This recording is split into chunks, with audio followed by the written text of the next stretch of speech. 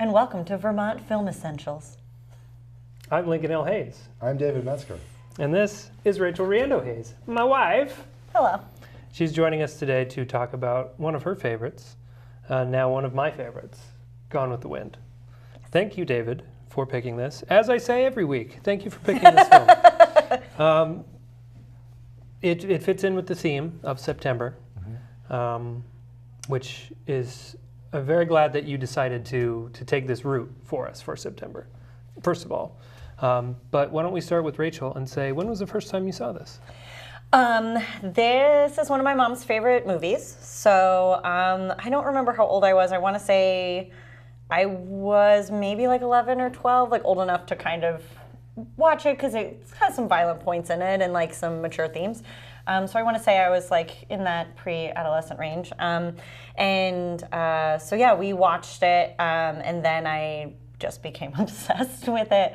And it's like always been like my sick day movie or yeah, so I was pretty young when I saw it for the first time. Mr. Metzger. I waited a terribly long time to see this film, and I don't know. Did you wait 32 and a half years? No, you got me beat. Usually. Again. But no, Again. It was such a long time, and it was actually a gift from a friend who said, like, it's crazy that you haven't seen this movie, so watch this movie. And sounds familiar.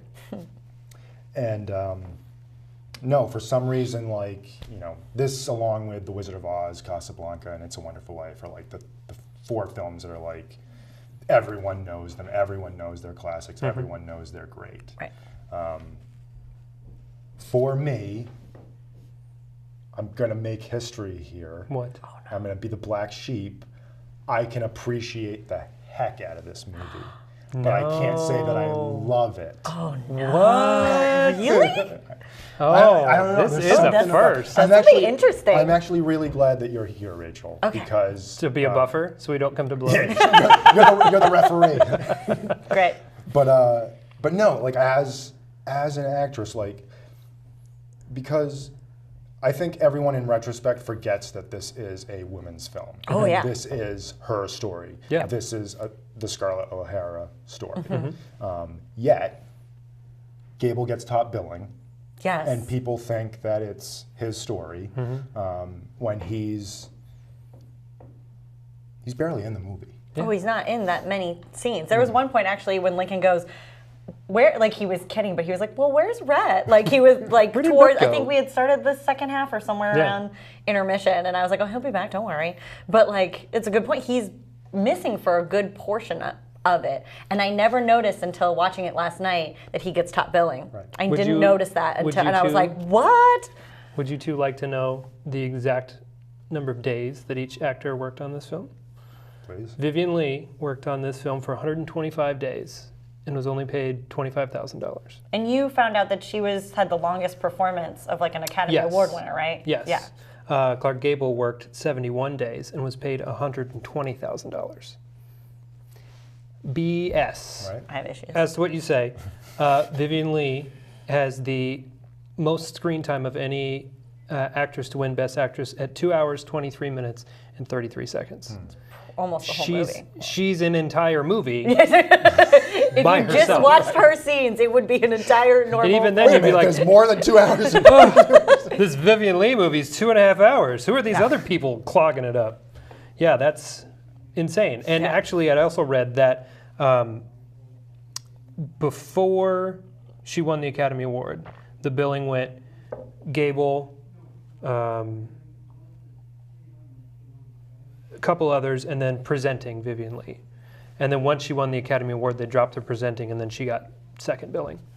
But come on, sexist 1940s Hollywood. Give credit where credit's due. Right. And I know that there's this. I hate that you have to say, well, that was 1939, and that's just the way it was. Like, Agreed. Yes. And there's even like that's the whole scene that everyone argues about and that is controversial, where the staircase scene. Yes. I mean, it bothers me. Yeah. And Well, which one?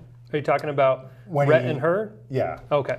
Because there's also Scarlett and Prissy. That's Oh no, it's Rhett and her where he Yeah. carries her up the stairs. Right. Yeah. yeah. And I know that like there's different publications that are written about it where one person comes at it and says like, no, that is like total marital rape. Yes. And then there's other people that say, well, no, that's just, it's romantic. He's just passionate, and it's passion. But I don't see any other way to see it. And it bothers me every time I see it. It bothers me. It started bothering me as I got older and kind of understood. It bothered me, I think, even when I was younger, though, because it seems like because she's throwing, like, beating her arms and she's trying to get away. Mm-hmm. So that is, for anybody, very clearly, like, she does not want what is happening to happen. But then it's confusing because the next morning she's so happy. Right. So this time watching it, revisiting it, I haven't seen it in a while, I was confused again, and I, was like, I mean, I guess that's the moment that she's like, realizes that this could be fine and she could be happy, I guess, but it's very confusing. Right. It's still really... Because it happened by force. Right, yeah. And so it is a confusing scene, and like, yeah, I don't see it as any other way, is that he is just so pushed to the edge, and that's no excuse, absolutely, but like, he goes over that line that he has this dark side to him, and he taps into it, and that's what it's a bad move for Rhett Butler. It's a moment that you're like, oh, you're not as charming and wonderful as you seem. Like, you're a broken man. Yeah. Yeah. And you can definitely see his decline throughout the film, that he starts out as this very charming, well-to-do man. Yeah, he's got a couple of skeletons and people talk about him behind his back, but as the film goes on, and especially once he loses Bonnie, then it's just downhill city for everything. Yeah, I mean, that's what really like breaks him, obviously.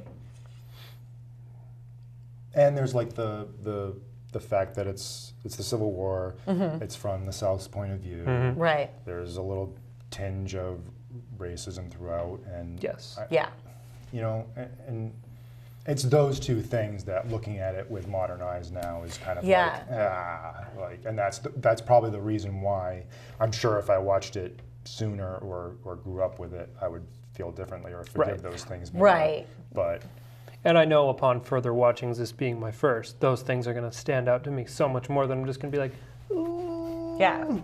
And I mean, they're there. Right. You can't not see them, and it's hard to overlook them. But in a 4-hour epic like this, hopefully there's other things that you can glom onto. Yeah. And for one thing, the art direction, the cinematography, everything. The Vivien Leigh performance, Yeah. the Hattie McDaniel performance. Like, those 4 things alone, okay, I can overlook things of the time that are awful because I can't fix it, Yeah, absolutely. Like, I can certainly appreciate the degree of difficulty with this film, and the fact that it is the template for it is a Hollywood epic in every sense of the word, and it's probably the blueprint and the landmark. It's an event. Yeah. Like, it's an event, not only because it has like the overture and intermission and all that, but like, it's an event. It's just so huge, and every part of it is huge. She was saying that her grandmother actually saw it in the theaters. Well, we have a program that they used to give out programs at theaters. My mom's side of the family is from Louisiana. Mm-hmm. So I also love that because I was obsessed with the South growing up because my family was from there, and I just love the magic of it. Not, obviously like the whole Confederacy thing, but like just, the Southern bells and the rich, beautiful plantations and like the trees and the sweet tea and the barbecues and all that. The mint juleps. The mint juleps. But but she has a program that they gave out like in the theaters that was like a playbill. That's like when you go see a play, they did that for this movie because it was just like such a thing. It was amazing. Well, also about 2 hours in, you might forget what character is which, and you're like, wait, who am I watching again? I mean, I was on IMDb the whole time going, I know who that is. Who's this person? Yeah. I don't know. Even last night, like, I still don't feel like it doesn't feel long to me. There's not a point in it that it drags, at least for me. Right. There was only one point that it did for me because I needed to get up and do something. And I was like, how much time is left? Oh, there's another hour of this disc left. Oof. But once you're in it and you're engrossed in the story, it doesn't feel long at all. Like when I looked up and it was 10:30 or whatever time it was Yeah. when we finished watching, I was like, whoa, wow, that really did eat up our entire evening, but it was awesome. Worth it. Yeah. There are sequences in this film that there's no other word for it but breathtaking. Yeah. Like that crane shot where she walks out onto the street and it just keeps going and going all of a sudden. And looking at it now and you're like, that's before CGI, kids. Right. Yeah. Those are real people. Those are real people. And how did they do that? How did they get all of those extras and people all together for this one movie? I know the answer. David L. Selznick. Yeah. You're talking about when she goes out to meet the doctor, right? And there's all the soldiers. So that's 1,600 people in that shot. 800 of them are actual people. 800 of them are dummies. Because I would hope so. Because there were 4 other movies filming the same day that needed a bunch of extras. So like all of the extras in Hollywood were all working that day, but they were on 4 different movies. So they had to fill in the rest with dummies. I mean, why not? Yeah, most of them they're supposed to be injured soldiers. Yeah. So like, You're just lying on the ground. Yeah, Oh, these 15 are fake. I'm real. All right.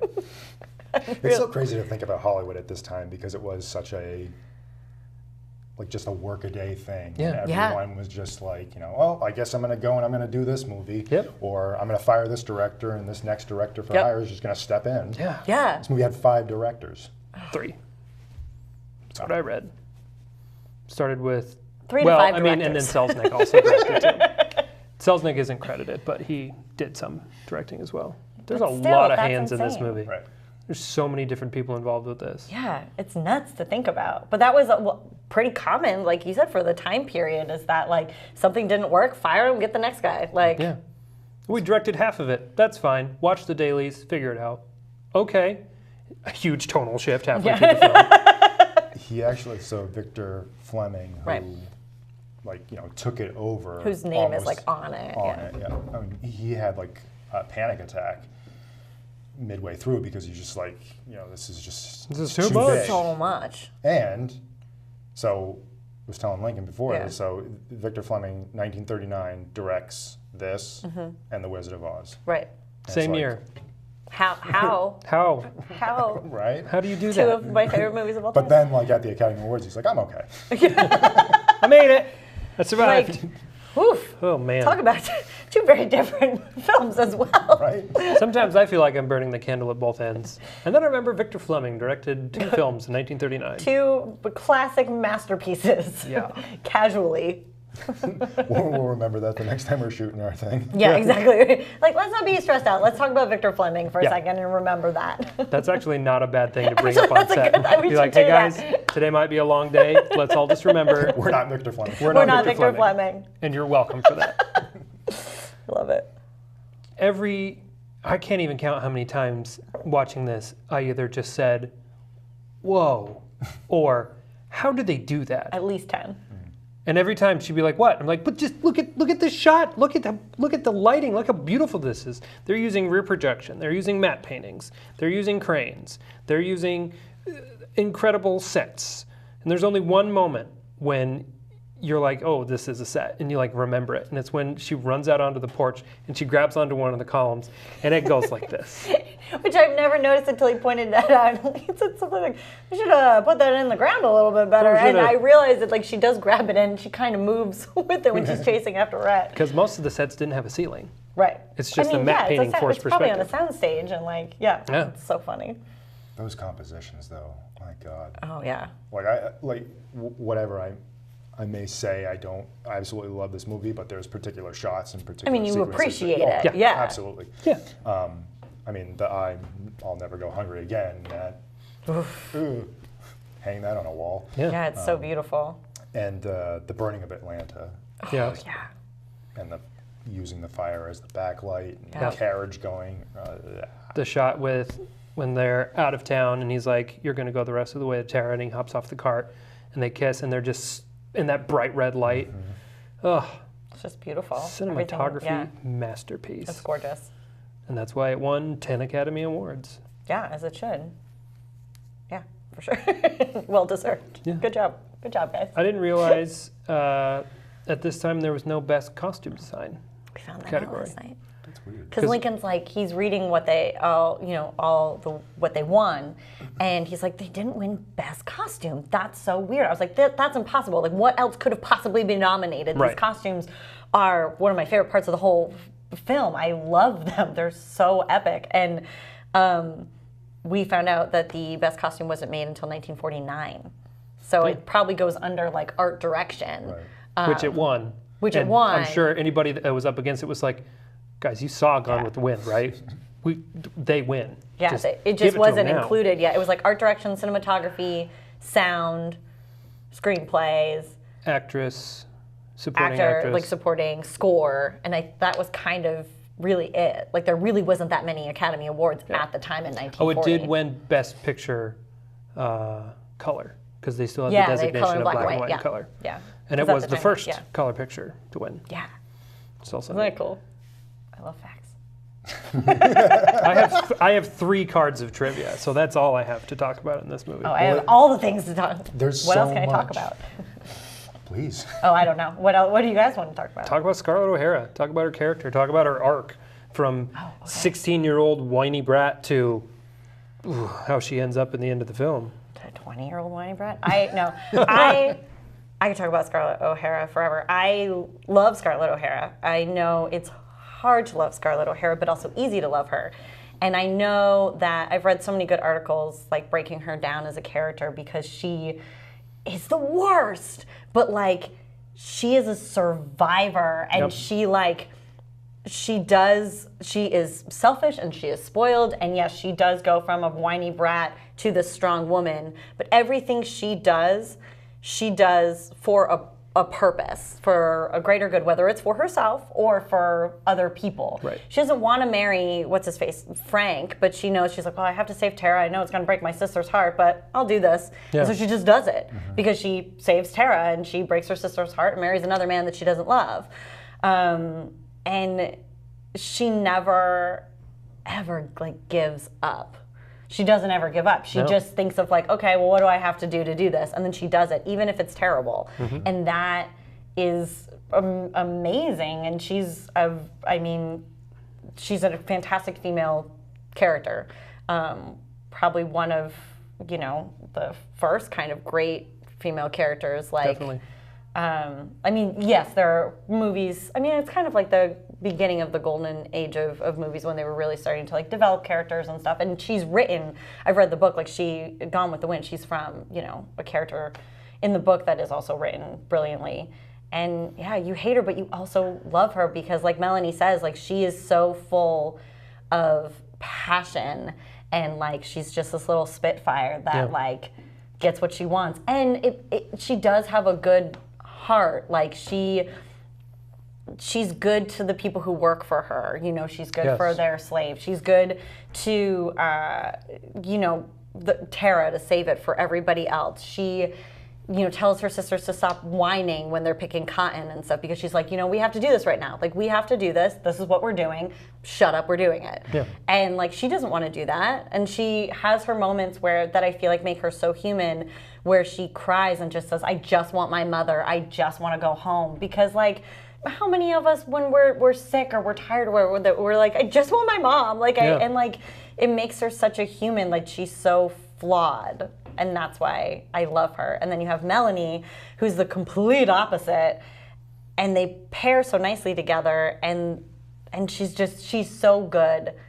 And she's so sincere. And it's another really beautiful character, another version of a woman. Like, that, there are some women who are like Scarlett O'Hara, and there's so many different kinds of women, but there's some that are like Melanie who are just so beautiful and so good, and she just loves her no matter what, even though she sees Scarlett for what she is, but she still loves her, and she's just such a beautiful character. And you want to hate Melanie. You want to be like, oh, you're such a fuddy-duddy, but then you're just like, you're also the best. Oh. Right, you can't hate her. She's so selfless. And even Scarlett doesn't hate her too, Yeah. which is also the beauty of it. Like by the end, like she realizes how much she's cared for her, and that Melanie's been like her only friend, really, and the only one that's been like stuck with her. Especially after she marries Kennedy, because then her sister's like, you're dead to me. I hate you and I hate Tara. And anytime somebody badmouths Tara, I love that they're like, you can't hate Tara. Tara's our home. Yeah. All right. And I love, I mean, I hate and love that Rhett leaves her in the end, but I love the very end that she realizes that she still has Tara and she can still go home and she can just try again and she'll get him back. Yeah. And she's like, nope, I'm going to try again, because now like the tables have turned. Like Rhett waits for her so many times, and then finally he just can't take it anymore, and he's like, peace out. And that's when I feel like the tables turned, and she's like, okay, well, I guess I have to do what he did and like pursue him and go back for him. Right. But I love the line that she says several times in the movie that like, I won't think about that today, I'll think about it tomorrow. I love that being like, nope, I'm not going to burden myself with that today. Like today I'm having a good time. Tomorrow is another day. I am going to think about it tomorrow. And I just think that that's just so intelligent and smart. Yeah, it's a good way to compartmentalize what you need to do. Yeah. Because she could, very easily end the film just wailing and crying and, Rhett, I need you. And then you end the movie being like, well, she didn't have any growth. Now she just needs a man again. But in the end, she's able to be like, I may need him, but I don't need him that much. I can get by on my own until I'm ready to get him back. And that's why it is such a hopeful ending. And that last line is so great where you're like, yeah, go sleep on it. And she does it all herself too. Like I feel like, growing up with like Disney princesses and stuff like that, like it was all about, that's why I loved this story, I think, so much. Also that she was a brunette, and I think Vivien Leigh is the most beautiful woman in the world. But she's a brunette, and so many characters of like they're all blonde princesses and stuff like that. And so it was nice to have a brunette heroine who was kind of like nasty and kind of this like, I don't know, like, but she does it all on her own, like, and that's amazing. It's just, I don't know. Some of my favorite scenes of hers are when she's at her lowest and she's just dirty and filthy and she's just doing whatever she has to do to get by. And you're just like, go you. I love it when, especially movie stars, will allow themselves to look gross in a movie. Because so often they're just like, oh no, don't get me dirty. Like, for example, actually, going against what I'm saying about Vivien Leigh, in the scene where she eats the radish and then retches, that's not her making the noise. It's actually Olivia de Havilland, because there's two conflicting stories. One said that she wasn't able to do it, and another said that she wouldn't do it because that's not what a lady does. And I was like, oh, I hope it's the first one, because the second one just makes you sound stupid. But she was a lady. Like, she's such a classy lady. She married Laurence Olivier, for God's sake. Oh, I just love her. Royalty, man. I love her. But and I also like to go along with that. Like I love that it does, because of everything that she's gone through. I love that it ends on that kind of sour down note, because you know that whatever she's going to go through after the end credits, like she'll be okay. She'll survive that because she's been through so much, and she is a strong, independent woman. Yeah. It was actually interesting. Like Roger Ebert's review of this, and he was breaking it down. He said that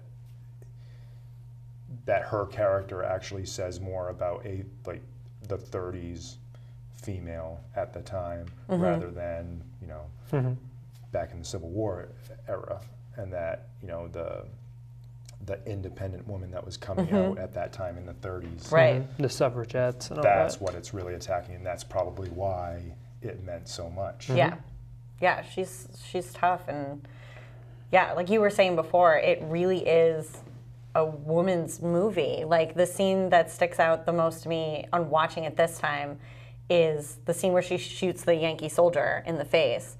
Also, she shoots a dude in the face. She shoots a dude in the face. So she knows that she's like, okay, I have to get the gun. She's never shot a gun, but she hides it from him, and she is confident, and he, comes up, and then she just does it.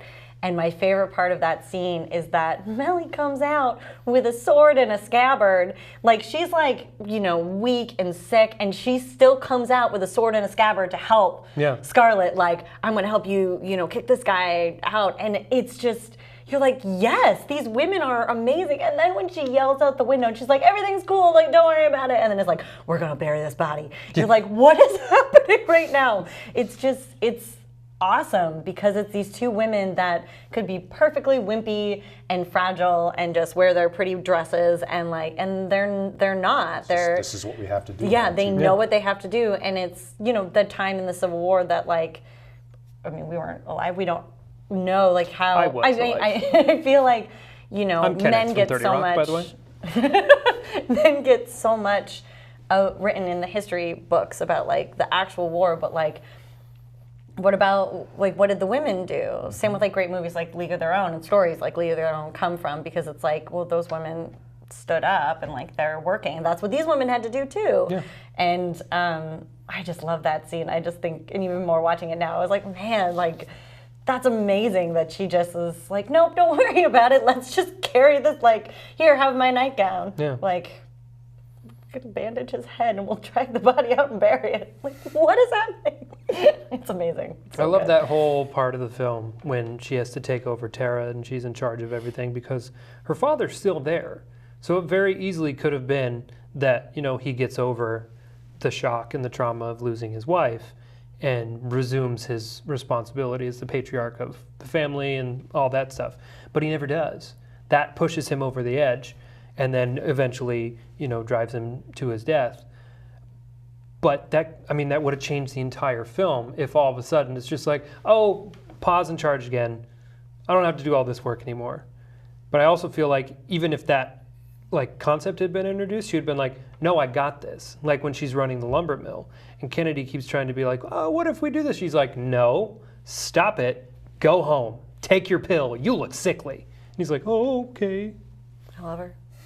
She's so awful. And I love also her so in that much. scene, you're rooting for her all this time, and then even Ashley's we shouldn't be using these convicts. And we also shouldn't be using him as the overseer because he treats them badly. Yeah. And she's just kind of you're oh no, oh, our heroine just went down a peg because you know what you're doing is wrong, but you don't care. She because rises you and want the falls money. so many times though. Yeah. The Rise and Fall of Scarlett O'Hara is the subtitle of this film. But she always rises like a phoenix. I love her. So we started this season talking about Douglas Sirk and melodrama. Yeah. And how, that was kind of the template for soap operas. But this is one big, grand soap opera. Mm-hmm. And, when Titanic came out, again, that was a film that came out and everyone said, not since Gone with the Wind have we had an event film like this that is big and grand and it's a love story and all that stuff. And like I said, when we were talking about All That Heaven Allows, it's I'm in high school when Titanic comes out and I'm supposed to say, I don't like Titanic because I'm a big, strong man. Right. But Titanic. I like Titanic. I love Titanic. and again, as someone said when they were a critic about Titanic, it's I don't care if it's a soap opera. They know what soap opera works. Right. Yeah. And what an audience is going to attach themselves to. Yes. Mm-hmm. And so with this, it's all the things that we're talking about. Yes, as a female audience is going to look at a scene like that where they come out and she shoots the Yankee soldier and they have to bury him, and you're what? Yeah. But yeah. Yeah, exactly. Yes.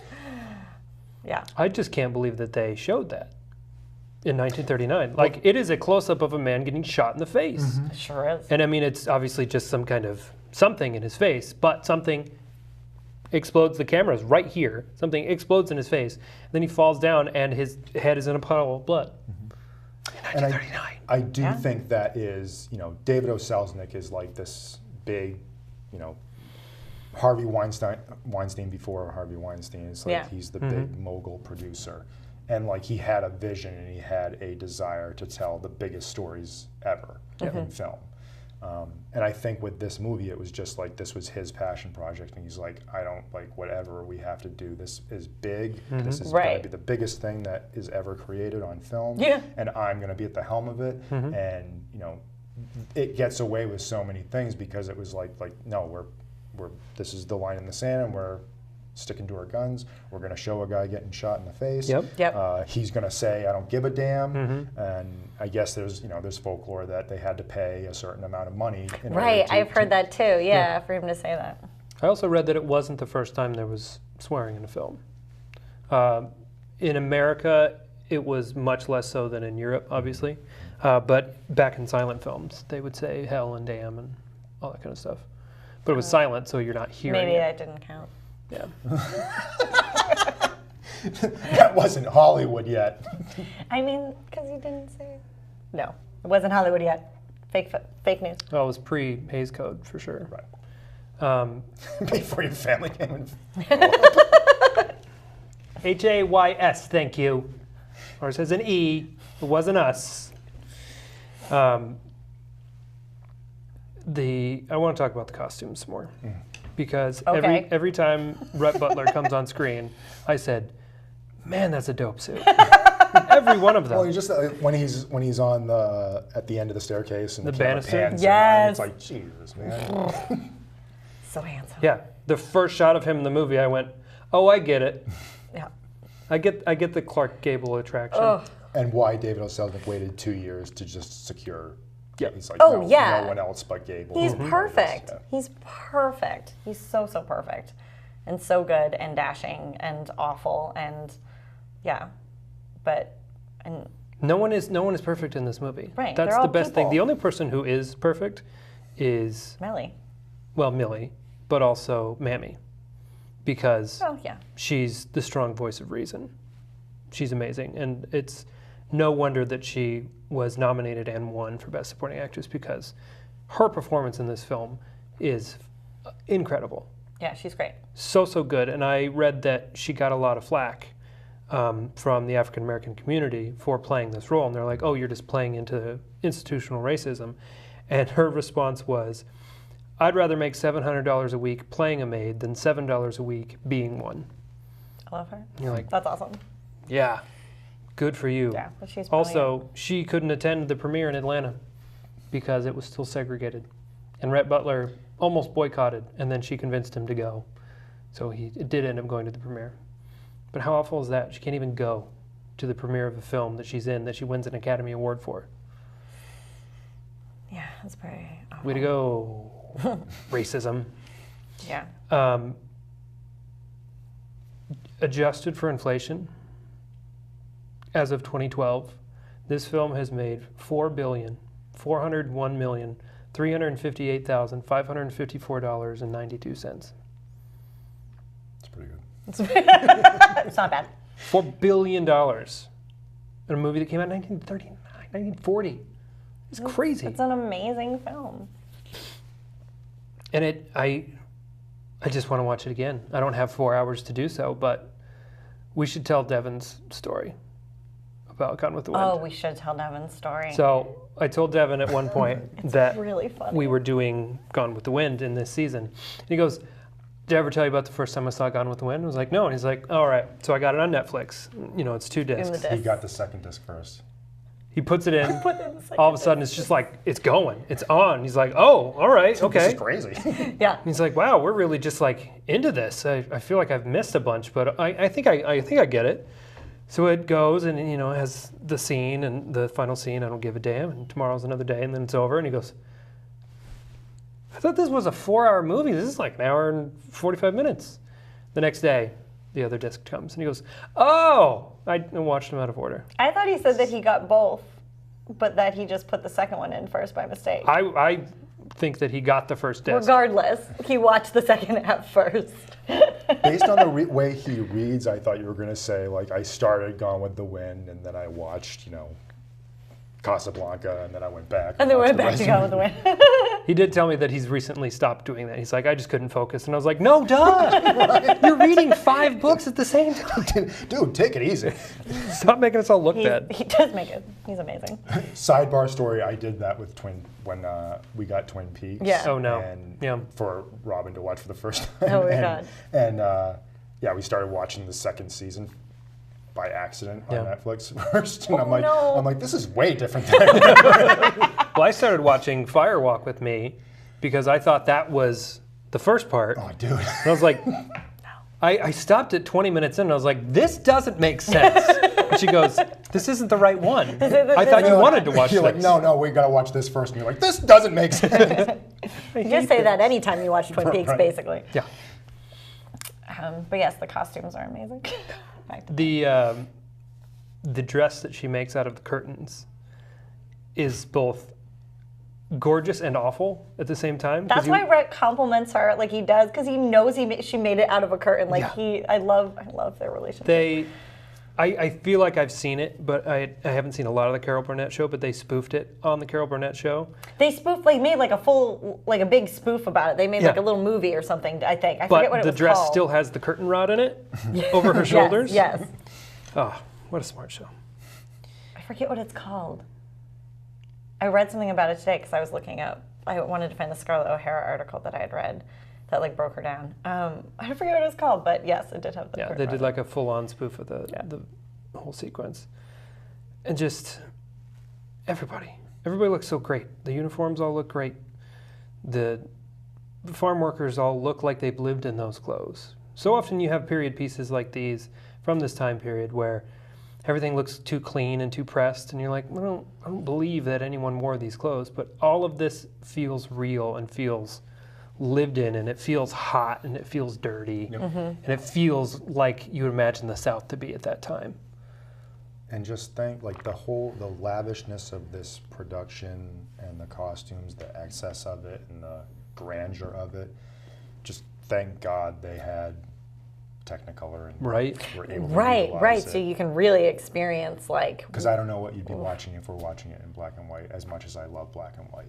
Yeah, I love black and white too, but it would be missing it definitely all of it. Color does it justice to see, and that's why I think they use it to their advantage. Obviously, especially like when she goes to the party and Rhett makes her wear that dress. Like it needs to be that deep, like red, like magenta purpley kind of dress, and like the dresses Belle wears are all like bright red and stuff like that, like the gaudy colors that like women aren't supposed to wear. Like I feel like they're like, okay, we got color, we're gonna really use it. Yeah. And especially since it's the same year as Wizard of Oz, and you see how well they use color in that too. This is just that in a realistic setting. Exactly. Wizard of Oz can do it in the fantasy setting where it's just like, wow, so pretty, and then this one you're like, oh, look at the fire. Exactly. The fire. Like that scene feels hot. You watch it and you're just like, oh man, how hot was it on set that day? Yep. There were like 5,000 firemen involved in that thing, and everybody was on standby just to make sure they didn't burn down the entire country. People were calling in because they thought MGM was on fire, and they're like, no, it's fine. It's a movie. We got this. we did it on purpose. Cool. There, it's out. We got it. This film has never been cut. It shouldn't be. In any way. It's been the same amount of time. It's been added with the overture and the interact and all that stuff in the intermission. But it's never been cut from its actual length. It should not be. Which is crazy to me, that there isn't like a director's cut out there that's like 6 hours long or something stupid. And I think they do, like when they show it on TV, they even, like they do the special thing where they don't have any commercials. They just show it as is. Yeah, TNT used to do that because I used to watch it on TNT. Anytime this is one of those movies, anytime it was on, like back in the days when I had cable, I would watch it. Always. Start to finish. I'd watch the whole thing. Same with Titanic. I will always watch Titanic. She used to work the Titanic exhibit. She has seen Titanic over 1,000 times. Oh my God, so many times. And I come home the other night. I was watching it. And she's watching Titanic. I'm like, you know this I love movie. Titanic. She's like, I know, but I love this part. This is when the thing. I'm like, oh my God. I love Titanic. I'm not ashamed of it. I know. I love it. Speaking of the length of the film, there were 88 hours of footage from this film. That's crazy. We shot Daycare Drinking for, 6, 7 hours. I didn't want to go through that much footage. And this is 88 hours of footage to go through.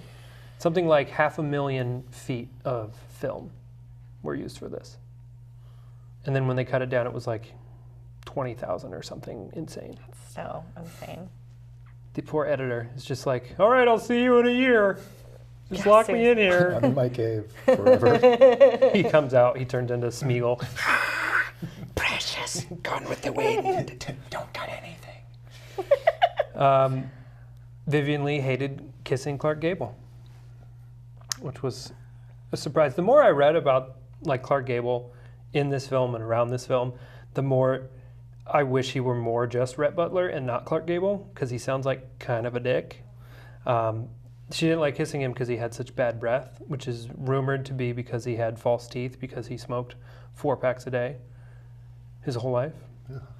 Yeah. That's gross. And she smoked 3, which I was surprised. Everybody did at that time, though. That was like, everybody smoked. Also, the line in the film when she says she's upset that her waistline has increased because she had a baby, and she had an 18.5-inch waist. 17. Once. Did she say 17? She says 18 in the movie, but like in the book, and I don't think they ever put it, I don't know if it's in the beginning of the movie, but in the book, she's like known for her 17-inch waist. So it's a big deal to her to lose it, as it would be to any woman when you have like, a baby. You've had a baby. You're never going to have that again. Just accept it. And then she's even mad that it's 20 inches. I'm like, girl, chill. This is the 4th most nominated film in Academy history. Clark Gable disliked it because he said it was a woman's picture. He's right. I know. Shut up, Gable. Why? Yeah. Why are you making me Why hate do you like that, Clark Gable? I already read that one. Margaret Mitchell, author of the book, is Doc Holliday's cousin. Isn't that nuts? That's cool. He died 13 years before she was born, granted, but they were cousins. That's kind of cool. And she had another cousin, a female cousin. So he goes out west, he does the OK Corral, ends up dying of tuberculosis. She goes and becomes a nun. And then through correspondence with her, she learned about the relationship with him. That's just crazy. It's like, okay, you write Gone with the Wind and your cousin is Doc Holliday? Later to be played by the great Val Kilmer? In Tombstone, he's great. Well, who played him in White Earp? I forget. Dennis Quaid. Yeah. I mean, Val Kilmer's excellent. His Doc Holliday is so good. His finest film, aside from Willow. I remember rewatching The Saint. I remember liking that. Because I was like, oh, we rewatched it together. It's not good. It does not hold up. It's not good. I thought that movie was so good. It's not good, guys. Remember when she discovers cold fusion? And you're like, no. Science fiction, let's be real. No? Crap. He's in Heat. I'm going to shout out to Heat that Val Kilmer's in. There you go. Well, you don't want to shout out Batman Forever? No Batman. No Batman. No one would. No one ever would. At all. Never. I don't want to mention it. It is so. Thinking of like influences and like this started the whole like any epic that comes out after this owes something to this film. I would say, we can talk about Ben-Hur. You can talk about even Lord of the Rings and Titanic, Reds, Gandhi. Nothing feels like the way this film feels like an event and a big grand, like even it's almost like it would be a mini series now. Oh yeah, would be the thing, but it's just there really is no other. All my issues with it aside, there really is no other film like it. Yeah. In terms of its scope, its grandeur, its excess, its just the whole story that it tells and the way that it tells it, and its length and what you accomplish in that length. Because there's so many movies where you say, okay, it's a long movie, but it probably could have not been that long. Could cut out 45 minutes there in the middle. Yeah. Most Hollywood movies right now. And you probably even that it's a laborious task to get through a 4-hour film, and that anyone who sits down to watch it may think like, oh my God, 4 hours, really? Like that's how much. But you don't. There's never a point in the film where you're just like, all right, I think we've been over this. I think we've hit this point over the head. Like, can we move on to the next story point, please? There's just that much story to tell. Right. And even like the script process that this went through, the first draft that came in was like, okay, this is good, but this is going to be a 6-hour movie, and we can't have a 6-hour movie, so we got to pare this down. And just a mention to one of my favorite old Hollywood screenwriters, Ben Hecht, who's like this awesome gun-for-hire screenwriter who, you know, just named the film like Maltese Falcon, Gun Good Din. He wrote Notorious. Oh, okay. Oh, wow. And like so many films that he was just like, he was never credited for, but he was like the guy that came in and was like, okay, I'm going to fix this and you know, make it work, and there you go. And he's just got given like a story credit. Yeah. But he's the guy that like came in and whipped this screenplay into shape, and I love that it's him because I love it so much. It's like one of my old Hollywood heroes. That's great though. But yeah, like he like there was like so many screenwriters that it went through that David O. Selznick hired and said like please like just fix this. Right. He was the one that came in and was just like, okay, and he just did it. And like again, like he's not given full credit for this, but like everyone says that, you know, the original guy that did the screenplay, you can tell that his points and his story arcs are intact, but that Ben Hecht just like Tighten it all up. Made it together. Yeah. Something I didn't really put together until I was researching it after the fact was that this isn't really a Civil War movie. We never have any battles. We never really see anything other than the negative effect it had on the South. But that also is payoff for the barbecue scene at the beginning when they're all like, whoa, we're going to go to war. We're going to go to war. This is going to be great. And Ashley and Rhett are the only ones who are like, this probably isn't going to work out too great. And they're the only ones that come back because they're the only ones that had the foresight to be like, we shouldn't be gung-ho about this because we're outmanned and we're outgunned, and what do we got other than a bunch of pride?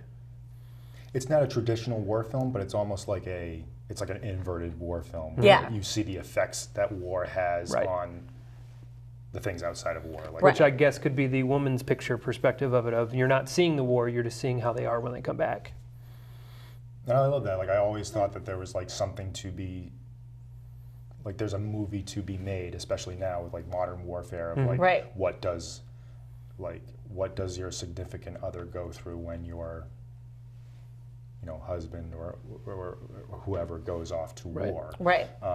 You know, what happens when they stay at home and, you know, have to watch it on the news every day. Yeah. And all that stuff. Yeah, exactly. Especially with that element thrown in there would be right. You aren't awful. just waiting for like a letter. Like, I mean, if you think about it, like they come back and in that scene where they're Mellie's feeding like the soldiers that have come back, and she's like, "Oh, you must know my husband." She doesn't even know where Ashley is. Right. Like, and he's like, "Oh, he was captured." She doesn't even know that. Yeah. Like that, she's like assuming he'll come back at some point, and I mean, obviously he does, but like she doesn't even know that he's been captured. So. But even in that moment, she's like, "Oh, good, then he's safe." It's like, "Oh man, that is an awful way to think about it." It's like, "Oh, good, you're in a prison somewhere, not being shot at." But they, like at the time, I don't think they were like killing or torturing or anything like that. No, but those prison camps weren't good. I mean, well, obviously. We later learned that, obviously, but something else that isn't in the film that was surprising to me is that they removed all reference to the KKK in the film, which I was like, oh yeah, I guess that scene when they go break up the Freeman camp and the shanty town or whatever, that would have been the Klan to do that. Do you want to know the sick reason why? How sick? Yes. Because they were afraid that they would offend politicians that were actively in the KKK. Well, we've come a long way, haven't we? Yeah. What a world. Oh, sad. So sad. Well. Well, this has been a great case. I guess just final thoughts as we wrap up here. Oh, man. It's already... I know. Oh man, I could talk about Well, this it movie is a for all 4-hour time. movie. I loved having you here. Oh, thank you. I love being here. Final thoughts. Oh, I mean, like I said, I love this movie. It's one of my favorite movies. I can watch it anytime. I will watch it anytime. I loved Scarlett O'Hara. I loved all of the female characters. I thought it was great. You were almost named Scarlett, weren't you? I was. My mom, that was one of the names that she wanted after Scarlett O'Hara. Yeah, I just love it. I think it's such an amazing film. I love so many things about it. It really was one of the first old movies I think my mom showed to me, aside from To Kill a Mockingbird's another one of her favorites, so that was another one. And so like it really brought me into the world of old movies and Wizard of Oz, probably around the same, probably a little earlier, but like into realizing that old movies were still so good. I also really loved, as much as there is troublesome scenes, I loved Rhett and Scarlett's relationship because I loved that it wasn't as I got older, I appreciated it more because it wasn't like a corny kind of romance. Like he saw her for all of her flaws and was one step ahead of her like all the time. And I loved that. And I was like, I love that relationship. I think that was so playful and fun and like, and a lot of modern day like rom-coms are like that now. The comedy between them is so good. They have great chemistry for like reportedly not liking each other, and that maybe just is a test of like what brilliant actors they were, but they do have really good chemistry. Yeah. But yeah, I love it. I think it's so sad and so epic and just, I just love it.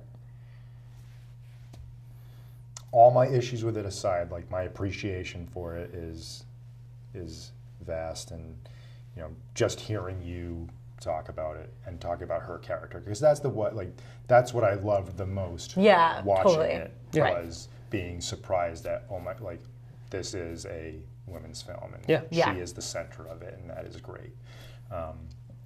And all the sequences that I love and the shots and everything that I love.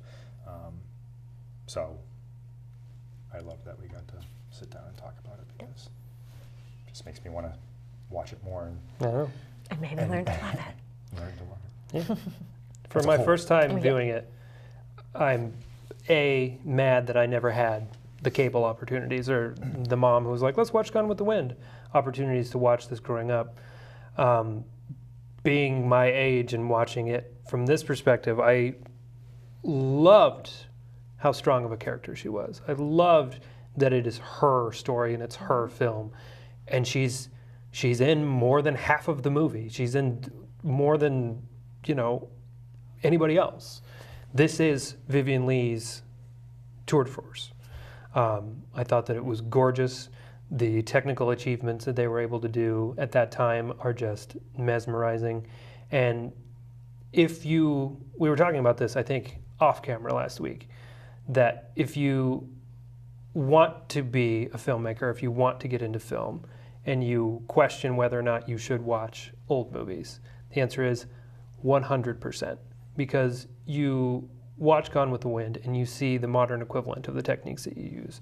You see how films even 20 years ago couldn't do the things that they did in Gone with the Wind. Mm-hmm. And it's like we have these huge technological leaps, but then there are lazy filmmakers, and you can see them. And if you hold this as a benchmark for both the films that you make and the films that you watch, you can be like, I see the pros and cons of all of this, but nothing compares to what they were able to do at that time. Yeah. And yes, there are, questionable themes and questionable, practices of the time, but if you're just watching the film, it's pretty damn near flawless. Yeah. It's important, and it's, one might say essential to the development of a filmmaker. Mm-hmm. One thing I wanted to say really quick is in regards to Vivien Leigh, that it's like this is her performance and her character, and it was also her burden, because as she went into the future of her acting career, it was like, everyone saw her as Scarlett. Mm-hmm. Right. And she, that was like her. She got pigeonholed, Yeah, she did. I mean, until she played Blanche. It could be worse. Yeah, but it's frustrating that she couldn't get jobs because they didn't want Scarlett O'Hara. That's true. All right. Well, you can find this movie on all the usual places for the usual price of $3. The fact that we don't own this movie is just ridiculous. But this will be a rainy day, snow day movie for sure. It's going to be this, Lord of the Rings, the Jurassic Park trilogy, etc. Yeah. Well, thank you, Rachel, so much for joining us. You're welcome. Thank you for having me. We were either going to do this or To Kill a Mockingbird, and I think that this was perfect. Yeah. The right choice. Yeah. Good. Next week, we're going to be doing Night of the Hunter. We're going to have another guest. Oh my God. Devin yes. is coming back on the show. Devin Ewalt will be joining us to discuss that film, which I think I've seen some of it, but I haven't seen all of it. Thanks, That's film not school. bad. Thanks, film school. I mean, film classes, because I didn't have a film major. All right. Be sure to follow us on Instagram, like us on Facebook. Would you like people to find you online? Follow your Instagram stories, perhaps? Sure. I have an Instagram where I use my own photos and write little stories. It's kind of a little writing exercise that I'm doing, and it's called Second Star Stories. And if you like reading just random little whatever fits in an Instagram caption stories I come up with every day and cool travel photos that I've taken, you can give me a follow there. I'd appreciate it. A lot of her stories are very creepy. I like which creepy is stories. excellent. A lot of fairies and fantasy stuff too, so they're a lot of fun. All right, so until next time, I'm Lincoln L. Hayes. I'm David Metzger. I'm Rachel Riendeau Hayes. See you next time.